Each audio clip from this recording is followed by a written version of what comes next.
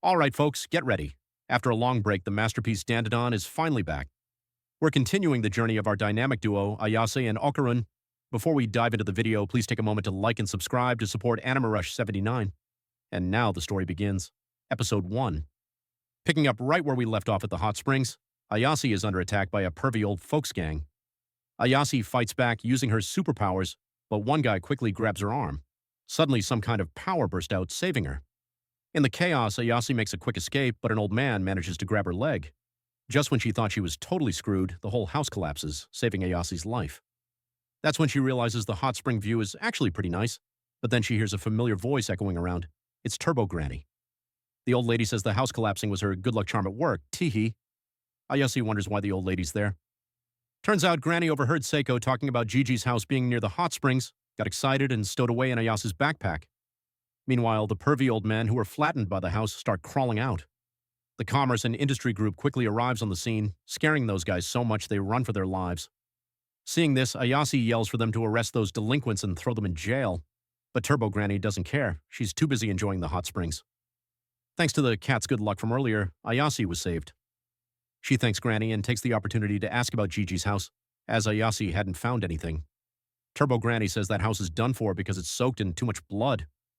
At Jiji's house, our two guys find a creepy room full of charms and talismans. Jiji's terrified, wondering why this stuff has been here all this time without him knowing. Okarun, of course, has no clue either. It's Jiji's house, not his. But Okarun says they should wait for Ayase to get back before doing anything. It's too dangerous to just go in. Just then, Jiji's doorbell rings. Thinking Ayase is back, he rushes out nervously. He's about to say something when he's greeted by a bunch of incredibly creepy old women. The old women have set up a blockade, leaving the two guys helpless.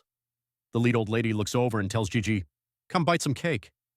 Jiji politely thanks her but doesn't join the fun. The old woman claims that thanks to her, Jiji gets free rent. Not to mention his sick parents. Without them, Jiji would have been screwed a long time ago.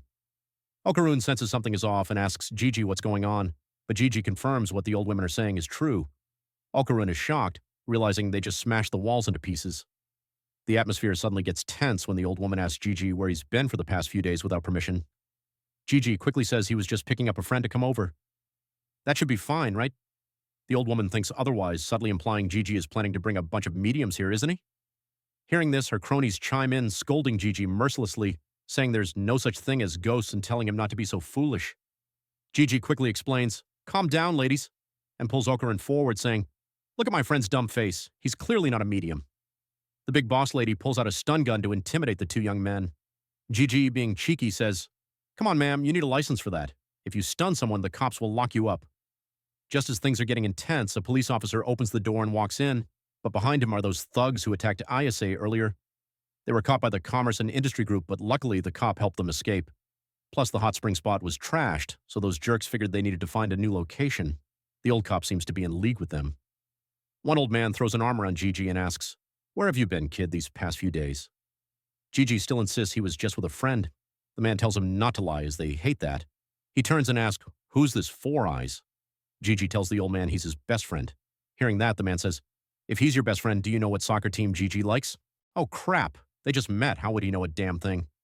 Big trouble now. Jiji's sweating bullets, and Okarun is too, as their eyes stare at them like daggers. But Okarun gives the answer, Saint-Germain. Luckily, it's correct. Jiji is surprised too. He has no idea how Okarun knew. Turns out Okarun saw the giant poster plastered on the wall. The two of them barely escape danger when the old woman speaks up again. She asks, "There's another girl, right? When's she coming back?" You'd think Jiji would spill the beans, but he lies, saying, "What girl? I don't know any girl." And that's his fatal mistake. Okarun just saved their butts, and now this guy screws up again. They've been watching for a long time. If he had just said she went to the hot springs and would be back soon, it wouldn't have been exposed. But Jiji's words made the old women realize he was lying to them. Meanwhile, Ayase is on her way to the Tsuchinoko shrine. When she gets there, she suddenly sees a guy doing a handstand while filming a TikTok. Ayase, despite finding it super weird, approaches to say hello. Sure enough, the guy confirms it's indeed the Tsuchinoko shrine and invites Ayase inside. She thinks, "Wow, that was easy. He just invited me in. That thing should be valuable, right?" But it turns out to be just a tiny pile of snakeskin, not some dragon. The guy tells Ayase that according to legend, this region is famous for its snake worship. People believe that when a python living in the volcano gets hungry, it causes the volcano to erupt. To prevent this, they need to sacrifice a child from the village to appease the python's hunger. Thanks to this, the volcano hasn't erupted for 200 years, and they even got the bonus of hot springs. And that thing there is just a piece of shed python skin. Ayase is disappointed. So what about the Tsuchinoko then? The guy says it's just a rumor spread to attract tourists. Turns out it's all a scam. Poor Ayase. Extremely disappointed, Ayase trudges home. She thinks Okarun will be so sad when he finds out that Tsuchinoko is a scam, and she wonders if the two guys have become friends yet. But when Ayase opens the door and steps in, oh boy, what a sight. After Jiji's dumb lie, it looks like the two guys got beaten to a pulp by this disgusting gang. Ayase is stunned to see the two guys lying motionless. The old men quickly attack, but Ayase counterattacks repeatedly, kicking one of those thugs right in the face. Then she uses her power to grab the other guy's head and knee him. Seeing their buddies getting beaten, other guys rush forward. Ayase uses her power to attack and kicks one guy in the nuts, but an old man manages to grab her. He headbutts her, dazing Ayase. Just when things are critical, luckily Turbo Granny appears, making the old man step on a bottle, slip, and fall. Granny is furious. I was having a nice nap. Seeing that the thugs aren't getting anywhere, the old women also join the fight. Ayase tells them, "Don't come any closer and get out of this house now."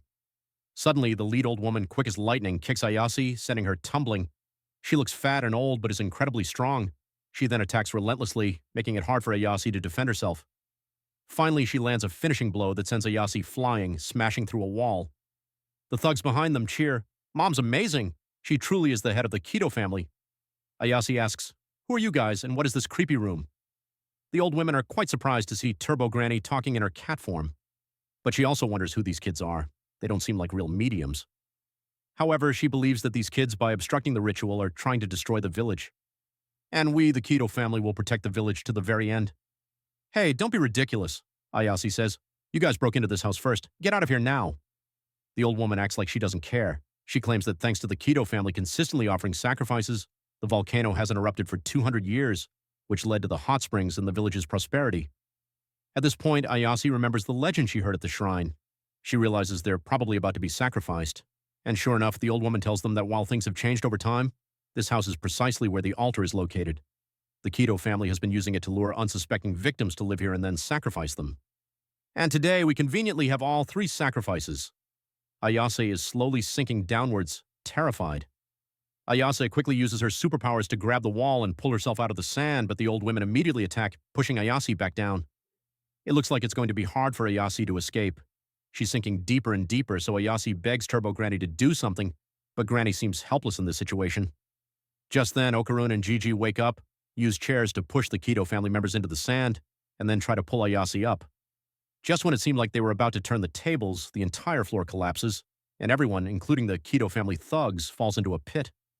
After calming down, Ayase and Okarun are terrified, realizing there's a place like this beneath the house. "We fell down here. How are we ever going to get back up? Oh my god." But the two forget that Mr. Jiji has fallen somewhere. Jiji tries to call for help, but by the time Ayase realizes and uses her superpower, he's already fallen deeper down. Luckily, he hit something soft, otherwise he'd be totally smashed. But in good luck comes bad luck. He's accidentally woken up a giant monster. Seeing this, the Kito family members appear like superheroes, striking cool poses to welcome Lord Python, even calling themselves his messengers. They tell the monster that the three kids are the sacrifices they're offering, begging Lord Python not to eat the wrong people. At this point, Granny pops up and says that worm is Kuragari. Okarun remembers it's the giant Mongolian death worm he read about in a book. It lives in the Gobi Desert and swallows people whole for fun. But normally they're only 2 meters long. This one is huge. Ayase is also surprised, wondering if the Kito family has been sacrificing to it for 200 years, making it grow so big. Meanwhile, those thugs are jumping around, screaming and howling as if performing a ritual, making a huge racket. The result? The worm takes care of the whole bunch of them, serves them right for being so dumb. Ayase's group hasn't been touched yet, but that doesn't mean they're safe, so all three run into some house to hide. But once inside the house, Ayase and Okarun suddenly feel something affecting them, causing both of them pain. Then Okarun can't control his powers and attacks Jiji. How will our trio of troublemakers escape this dangerous situation? Tune in for episode 2 with Anime Rush 79.